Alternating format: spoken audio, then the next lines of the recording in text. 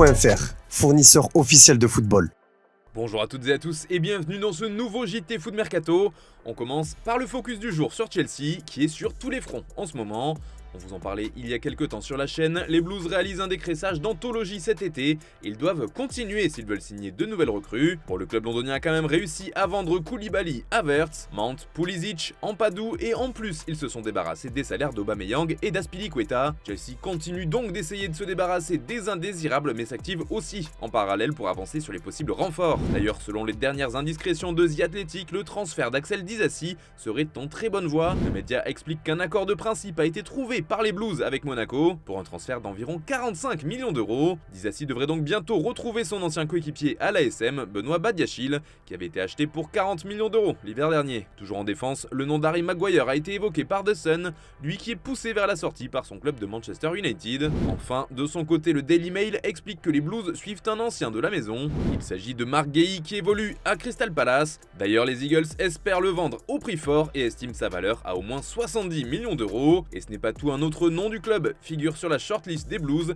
c'est Michael Olise. Selon RMC, ils auraient même fait une offre à Crystal Palace à hauteur de 45 millions d'euros, bonus compris. Dans le même temps, il y aurait un accord de principe entre le joueur et Chelsea. En revanche, ça bloque toujours pour Moises Caicedo. Brighton est décidément très dur en affaires. En effet, après des offres à 60 millions d'euros, puis 70 millions d'euros, les dirigeants londoniens ont envoyé une proposition s'élevant à 93 millions d'euros. Mais comme le rapporte Sky Sports, la réponse a été la même par son club, toujours non. Les Blues pisteraient également une pépite du Stade Rennais. C'est l'équipe qui explique que le jeune Leslie Ogochukwu fait l'objet de négociations entre Chelsea et le club breton. Autre talent pisté par Londres, c'est Mohamed Koulou, une des révélations de la saison du côté de l'Ajax Amsterdam, qui attire les convoitises de plusieurs clubs européens, dont Chelsea donc, qui se serait mis d'accord avec le joueur. Et pour être totalement complet, le Daily Record a évoqué le nom d'un joueur qui ferait rêver les Blues, c'est Kylian Mbappé. Chelsea proposerait une offre incluant du cash ainsi qu'un joueur pour convaincre la direction parisienne, mais on imagine mal la star du PSG signer dans un club qui ne joue pas la Ligue des Champions l'an prochain et qui a terminé 12e de Première Ligue la saison passée.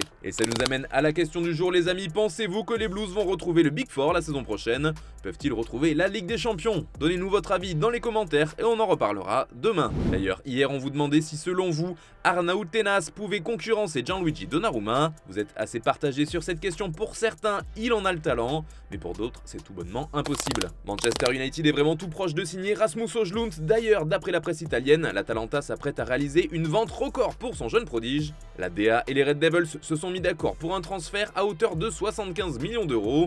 L'opération devrait même atteindre les 85 millions d'euros avec les bonus. Un record pour le club transalpin et une bonne nouvelle pour les Mancuniens qui tiennent enfin leur recrue en attaque. D'ailleurs, un des joueurs de l'effectif connaît bien Højlund, c'est son compatriote danois Christian Eriksen. Et bien, celui-ci a évoqué son possible futur coéquipier à Manchester après le match amical contre Dortmund. Voilà ce qu'il en a dit.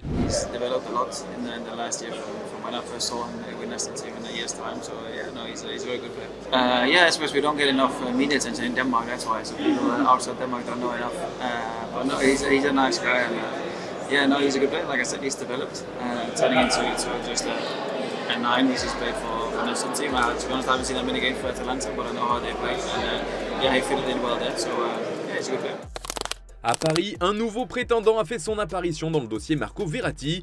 Alors que le club d'Al Hilal est très chaud sur l'international italien, il pourrait bien se faire passer devant par un concurrent qui vient également d'Arabie Saoudite. En effet, selon l'équipe, il serait également la priorité d'Al Ahly, qui est également très actif sur le marché des transferts. Et ce dernier espère accélérer les négociations dans les prochains jours, alors que son coach Matthias Geisle devrait discuter avec Verratti et son entourage dans la semaine pour essayer de le convaincre de venir. Toujours du côté du PSG, on vous parlait de Kylian Mbappé dans la shortlist de Chelsea. Bon, ça semble impossible très clairement, mais en tout cas, ce lundi 31 juillet est un moment important pour ce dossier, car après ce jour, Paris devra verser une prime de 40 millions d'euros au gamin de Bondy. La première partie de cette fameuse prime de fidélité, la seconde devra être versée après le 31 août si Mbappé est toujours sous contrat avec le PSG. D'après Marca, les Parisiens feraient tout pour éviter de payer une telle somme. Le club est dos au mur et espère pouvoir le vendre avant la fin du mercato.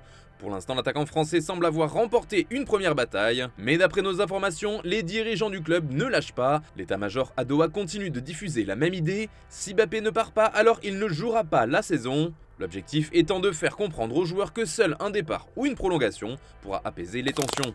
Allez, un petit point avec des infos foot mercato et on reste à Paris avec Randal Kolo Muani. Et bien selon nos informations, il est la priorité du board parisien. On vous en avait déjà parlé, mais les dirigeants veulent aussi miser sur les meilleurs joueurs français et ce transfert irait dans ce sens. Un accord pourrait être trouvé avec l'Eintracht Francfort autour d'un transfert de 70 millions d'euros, plus divers bonus. Dans le même temps, Luis Campos continue de creuser la piste Gonzalo Ramos, lui aussi a déjà été évoqué du côté de Paris par le passé. En revanche, Benfica en demanderait plutôt 80 millions d'euros hors bonus, affaire à suivre. L'OGC Nice accélère pour son latéral gauche. Le directeur sportif Florent Ghisolfi l'avait d'ailleurs affirmé après les présentations de Morgan Sanson et de Jérémy Boga. C'est un dossier très important. Le recrutement n'est pas encore terminé, on espère encore signer 2-3 joueurs, mais on ne va pas prendre pour prendre. Ce n'est un secret pour personne, le dossier du latéral gauche est la priorité. Pour l'instant, nous n'avons que Melvin Barr et le jeune Ayoub Amraoui. Il est donc nécessaire de renforcer ce poste.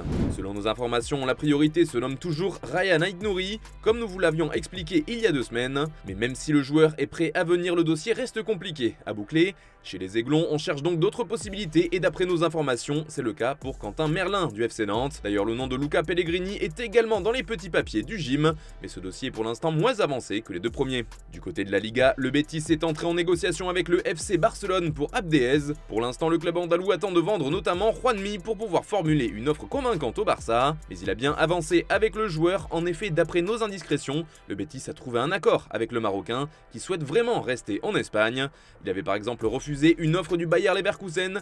Reste maintenant à savoir si le Barça finira par accepter son départ, car les Catalans voudraient le conserver. Mais vous le savez, le FC Barcelone a besoin de liquidité et ne semble pas pouvoir lui assurer un vrai temps de jeu la saison prochaine. La Juventus avait décidé de se retirer de la Ligue Europa Conférence car des possibles sanctions planaient sur le club turinois. La vieille dame s'est donc mise d'accord avec l'UEFA pour ne pas disputer la C4 cette année, dans le but de ne pas risquer une expulsion de la Ligue des Champions la saison prochaine. Si les Bianconeri venaient à se qualifier au cours de cette saison de Serie A, eh bien c'est la Fiorentina qui va en profiter. En effet, la Viola l'a annoncé officiellement ce lundi. Chance de faire mieux que la saison précédente pour le club transalpin qui avait perdu en finale d'Europa Conference League face à West Ham.